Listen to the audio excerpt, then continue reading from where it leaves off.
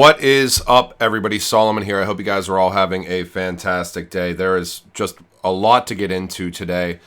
Going to talk about capitulation, going to talk about potential bounces in the market, going to talk about what a bottom would look like, but also going to get into some interesting things. Found a research article today from a doctorate who essentially, has done many publishings. Was published in Harvard. This was like over the past couple of days, and talking about the potential for XRP or Stellar to be underpinning the digital dollar. Going to talk about Quant a little bit as well.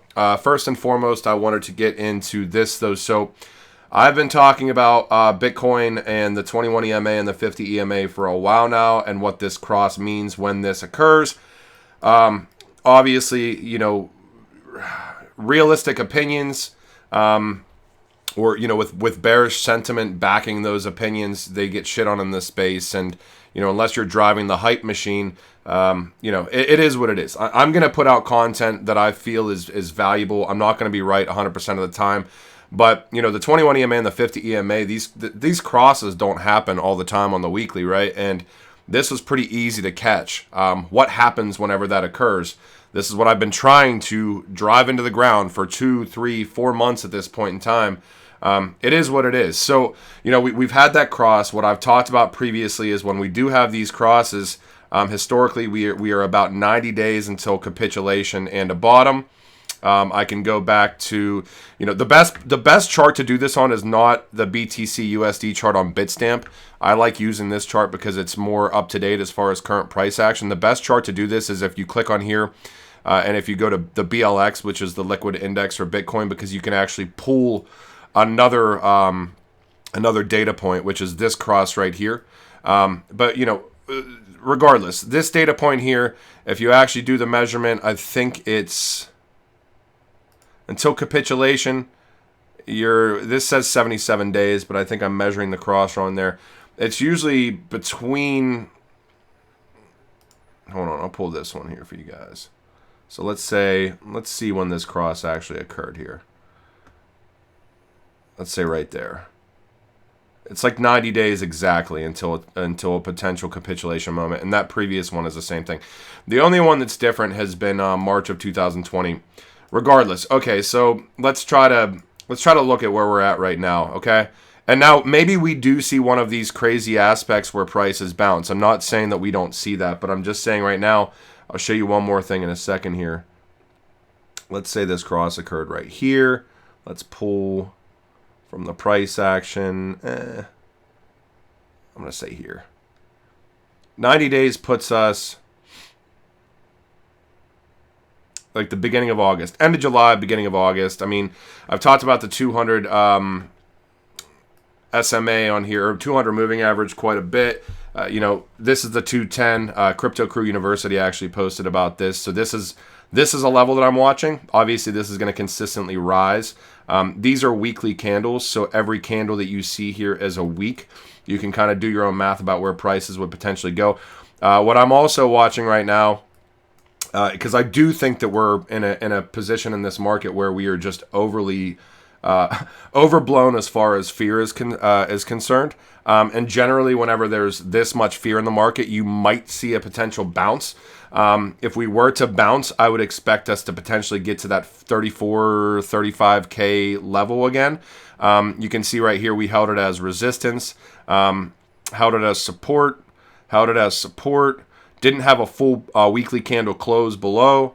Obviously, you can see here it was still resistance, but we could see 1, 2, 3, 4, 5, 6, 7, 8.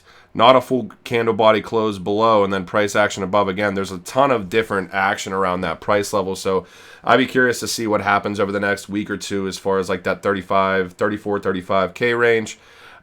It is what it is. One more thing I wanted to show you guys, if I can, is kind of the RSI, which is overbought and oversold conditions throughout the history of Bitcoin. These extreme levels of oversold conditions correlate with the capitulation moments that I talked about above. We can see back in January 2015, we hit about 27 on the RSI. December 2018, we hit like 29 on the RSI. March of 2020, we hit about 33 on the RSI. Interesting where we're at right now. We're a little bit above those levels. These levels look to be rising consistently, but I wouldn't be surprised if we go back and mess around with some of these lower RSI levels again. I also would potentially expect a little bit of a bounce before we truly capitulate. Just like I said, I mean, the fear is crazy right now. Do I think that we completely go, to that level I was talking about previously as far as full capitulation within Bitcoin, the 210 SMA? Maybe. It is what it is, though. But there's all sorts of other trends to look at. I mean, you can even look at the log growth curves on lookintobitcoin.com. I've shared this a bunch of times. We're pretty close to the bottom on this, and this is obviously consistently rising as well. This is delayed in price action, just like some other things. You can pull the fear and greed index on this website also. Obviously, when you get darker and darker and darker, great buying opportunities, potentially, not financial advice. 200-week moving average heat map. Historically, like I said before, 200-week moving average, we bottom. So it is what it is. There's different indicators to watch. I mean, like I said, nothing goes straight up, nothing goes straight down. It looks like things go straight down when Bitcoin crashes 9% a day, but that is not straight down. And you're going to see little bounces in between there, but we'll see where we go. It is what it is. All right, I found this today. Possible roadmap for the U.S. digital dollar. This is from Jayesh Mehta. I'm probably pronouncing that wrong. Innovative Science Engineering, whatever this guy is. But this is through Harvard. Harvard Office of the Vice Provost for Advances in Learning. This is Harvard FinTech Online Short Course. This is from this doctor here, The Road to the U.S. Dollar. What I find really interesting is you look at kind of the possible first step for the Fed to issue a U.S. CBDC, the first steps being made in August of 2021. Fed now, 2023, and then some question marks. He goes into some really, really interesting points in here. You can see right here basics of the XLM and XRP blockchains, and talks about the fundamental difference between fiat and digital transactions, blah, blah, blah. Okay. These time frames are really interesting because this dude's obviously done some research as well. We talk about that 2024, 2025 time frame. It talks about Fed now here, and where there was a question mark, now you see blockchain, AI, and machine language integration in 2024. Very interesting to me. The two blockchain-based protocols, Ripple XRP and Stellar Lumens XLM, are gaining popularity as the coins of choice for many in international business. It seems that a digital dollar will provide a missing front end to facilitate international trade robustly, less expensively, and safely. But the most interesting thing within this, it talks about the basics. He's pulling this Visa.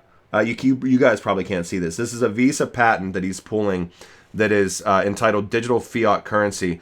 And these are examples within that patent. And it's talking about a blockchain-based digital currency flow path. He's somehow alluding to, this patent literally utilizing XRP or XLM. So he's pulling this Visa patent, digital fiat currency, a simple blockchain-based cross-border digital currency transaction using XRP or XLM. So I found this really interesting. It is what it is. I think that we all know that CBDCs are going to be coming, and I think that we also all know that certain platforms dealing in utility, I think there's a statement about Bitcoin on here too. Certain platforms dealing in utility are certainly going to host some of these aspects. So, yeah, one thing was about Bitcoin on here, and I'm not going to be able to find it at this point in time. Yeah, admittedly, due to its protocol consensus algorithm, it is super fast and is more amenable to transfer payments than Bitcoin. Yeah, we know that. So, all right, this, piggybacking on top of that, Visa putting out a product manager for a crypto product as far as payments are concerned, posted on May 5th, available before November 3rd. We'll see what that looks like. This is that dude who actually published this. He's the president at ISEM, author, board member, and consultant. I think some of the information down within here talks about, I'm not going to be able to pull it up now. Talks about contracts that they've had with SBIR programs, Small Business Innovation Research. So, yeah, take that with a little bit of a grain of salt. It's just one dude talking about that. But certainly interesting that he makes the relationship from this. He pulls this Visa patent for digital fiat currency directly and talks about this patent literally being an example for utilizing XRP or utilizing Stellar. So I found that very interesting. We know that there's lots of educational initiatives going on right now. So this was gigantic news as well. May 9th, 2022, notice of the start of crypto asset payment support on cross-border EC site SBI Motor Japan. Japan's first XRP payment support on cross-border EC site. Crypto Eddie is probably going to nail this down, but looking up cross-border EC, this looks like overseas sales. It's the sale of products and services from Japan to overseas market via the internet on a business-to-consumer, D2C, or business-to-business basis. And I'll read a little bit into this. Pleased to announce that our company has started to support crypto assets settlement on the cross-border EC site SBI Motor Japan. Two types of payments are going to be compatible that they're going to start handling at this time, and that those are Bitcoin and XRP. The first time in Japan that XRP is supported on a cross-border EC site. The EC site provides information used on automobiles to emerging companies around the world, etc., etc. I believe that this ties into settlement through SBI VC Trade, crypto asset exchange company of the SBI group. So I can't wait to, and Eddie may have already published a video. I haven't had time today to look, but she's probably going to do just a massive dive into this, and I'm sure this is a pretty big announcement. So kudos, and glad to see XRP being utilized for the first time as far as these cross-border EC site mechanisms are concerned. Great to see some SBI VC Trade settlement news as well as far as crypto asset settlements are concerned. Last but not least, I wanted to give a shout out to Quantoni. This dude does really, really great work as far as research into the quant ecosystem. Interoperability is key. He's got it right there in his profile. This is an IETF, Internet Engineering Task Force document. It's an upgrade. So you've got Martin Hargreaves and a number of different individuals, Thomas Harjano, et cetera, et cetera. And within this document, he does a great job here. You've got an HSBC API into Overledger through Quant. You have got a TradeLens API. You have got a Ripple API, and you've got a Quant Gateway potentially into Swift as well. And I will say there's that Citizen, what's the dude's name? Citizen of the Future and TAIG. Am I not going to find this guy? Yeah. These individuals have done great work as far as research is concerned. Citizen has done great work as far as trade finance and Zinfin, but also I'm pretty sure it was these guys that put together a consolidated deep dive into interesting relationships that Quant has with some pretty prominent organizations within Canada. I hope you guys enjoyed this video. Again, take everything that you're hearing in this space about this has to end now, this is going to end now with a grain of salt. Start formulating your own metrics. This is not, we see like kind of the fear in the market right now. This is, if you've been around long enough, I don't look at this thing from a fear standpoint. I look at this as an opportunity. So that the lower that this fear index goes, the more opportunity, in my opinion, that there is to make better decisions, to be able to sit on those decisions from a utility standpoint and ride them out. But don't use one indicator for anything. Look at multiple different things, and you should start having some targets where if X, Y, there's X, Y, and Z. Say you have 3 different indicators. If X gets hit, maybe there's a move that I make within this. If X and Y get hit, maybe there's maybe I'm going to make these moves. And if X, Y, and Z get all get hit together as far as multiple indicators, as far as bearish sentiment, maybe it's time for me to make some larger moves. These are just my opinions. It's not financial advice to you all, but it's not for education, or it's not for entertainment purposes only. Hopefully there's a little bit of education involved. I'm just trying to share with you guys what I'm looking at. I hope you guys enjoyed this video. Use all of these resources that exist. It may be a decent time right now to look at how many people you're following in this space. I'm following way too many people at this point. And a lot of these are projects. Some of them are certainly degen plays that I followed, last year, et cetera, et cetera. The best time, the best individuals to follow during these bearish cycles in cryptocurrency are the people that are doing deep dives on a consistent basis and that are continuing to put in the work, not providing hype, but providing research in this space. And I will tell you first and foremost, like I can look at a couple right now, like that I'll give you as an example. X_Anderson, this dude does fantastic work. I Am Legion, this dude does fantastic work. I Am Legion is the reason that I bought Quant for the first time at $3 and not at $300. X_Anderson, I think he was talking about Zinfin and some other assets as well, very early on. Those are just a couple of examples. I hope you guys enjoyed this video. I hope it provided you guys with a little bit of value. And again, stay level-headed. This is not the time to be fearful. This is the time to be looking for opportunities in this space because they exist right now. And if we go a little bit lower, they're going to exist even more so. Okay? I'll talk to you guys when I talk to you. Bye.